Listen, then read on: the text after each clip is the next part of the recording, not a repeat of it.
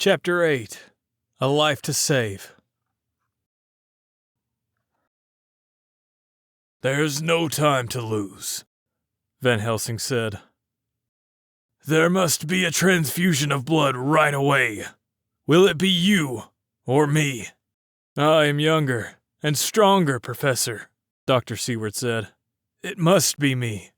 "Then get ready at once. I'll bring up my bag. I am prepared." Before they could begin, there was a pounding at the front door. It was Arthur. "I came as soon as I could," he said. "I am so thankful to you, Professor Van Helsing. How is my dear Lucy?" "You have come just in time," Van Helsing told him. "She is bad. Very, very bad. But you can help her. You can do more than anyone can to save her life." "What can I do?" Arthur cried. "I would give the last drop of my blood to save her." "We don't ask for that much," Van Helsing said. "But the young lady is very ill. She needs blood, or she will die. We want to perform a transfusion and transfer some of your blood into her empty veins." "If you only knew how glad I am to do it," Arthur answered. "Good," the professor said. "We must hurry. There is not much time." Lucy was not asleep, but she was too weak to talk. Her eyes spoke to her beloved, but that was all. The two doctors connected a tube from Arthur's vein to Lucy's. As the blood began to flow between them, the doctor saw a gradual improvement in the sick girl. Arthur grew pale and weak, and Lucy showed some color, but she was only partly restored. The terrible strain had weakened her badly. When they were finished, Van Helsing told Arthur to go home and rest. "Sleep much. Eat much. You will quickly regain your strength. The operation was successful, and you have saved her life. When she is well, she will love you for what you have done." After he had seen Arthur to the door, Dr. Seward found Van Helsing examining the two marks on Lucy's throat. "What do you make of those?" Van Helsing asked.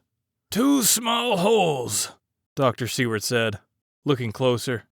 "No sign of disease, but not healing properly either. They look worn. Perhaps this is how she lost blood. But if so, the bed would have been drenched with red. This may be very serious," Van Helsing said. "I will have to go back to Holland once again and consult my books. You must stay here with her. You must not sleep all night. Not a wink. Don't let her leave your sight." "Why? What do you think it might be?" Dr. Seward said. "I cannot say. Only heed my warning. Stay with her at all times. If you leave her, the result may be very serious." Dr. Seward sat up all night in Lucy's room. In the morning she awoke and seemed much better. When he told her mother he needed to stay with her the next night too, she said it wasn't necessary. "She's really much improved, Doctor," Mrs. Westenra said. "And you are so tired." "We have to trust Professor Van Helsing," Dr. Seward told her. "I dare not leave your daughter alone until he returns." That night Lucy was tired from her illness, but Dr. Seward could see she was trying to avoid closing her eyes.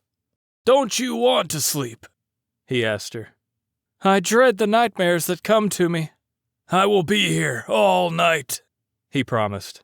"If I see any signs of bad dreams, I will wake you at once. You can sleep in peace." Lucy was very grateful. She slept calmly all night and again seemed better in the morning. Dr. Seward had to attend his business at the insane asylum during the day. By the time the sun went down, he was tired as a dog. "You need not sit up with me again," Lucy insisted. "I am so much better. You lie down in the next room. If I want anything, I will call out and you can come in at once." Dr. Seward agreed. He stretched out on the sofa in the next room and soon he was fast asleep. In the morning, Professor Van Helsing arrived back from Holland. He woke Dr. Seward and asked, "How is our patient?" "Much better," Dr. Seward said. "She's making steady improvement." "Let's go see." When they entered Lucy's room, Van Helsing turned pale himself and said, "Oh my God!" Lucy lay in her bed, barely breathing, whiter and weaker than ever. Her gums seemed to have shrunk back from her teeth. "All our work is undone," Van Helsing said. "Quick! Before it's too late! She needs another transfusion!" This time he drained blood from Dr. Seward into Lucy's veins. The doctor was glad to do what he could. He loved Lucy, too, but the transfusion left him weak and dizzy. "But, Professor, how could she have lost so much blood? There is no sign of bleeding. Only those 2 pinpricks on her throat." Later, Lucy awoke with her health only barely restored. Van Helsing told Dr. Seward that he himself would stay with Lucy tonight. "What is causing this illness?" Dr. Seward asked. "I have never seen anything like it." "It may be, my friend, that it is something beyond your knowledge. Far beyond." Van Helsing sat at Lucy's bedside all night. He studied her face very seriously. The next day, a shipment of white flowers arrived. "These are for you, my dear," Van Helsing told her. "Why, Professor, how kind of you." "They are not just a pretty gift," he said. "Smell them." She sniffed them and laughed. "Why, they are only common garlic. Are you playing a joke on me?" Van Helsing's jaw became firm, and his eyebrows joined together in an angry frown. "I never joke," he cried. "These flowers have a most grim purpose. I warn you, do not disobey me." Lucy was quite startled. Van Helsing became more gentle and assured her that the garlic was for her own good, a kind of medicine. Then he went around the room, putting garlic everywhere. He fastened the windows tightly closed and wiped garlic all around them. He hung some over the door and at each side of the fireplace. He even made a ring of garlic and hung it around Lucy's neck. "Professor," Dr. Seward said, "it almost seems like you're working a spell to keep off evil spirits." "Perhaps I am," Van Helsing answered.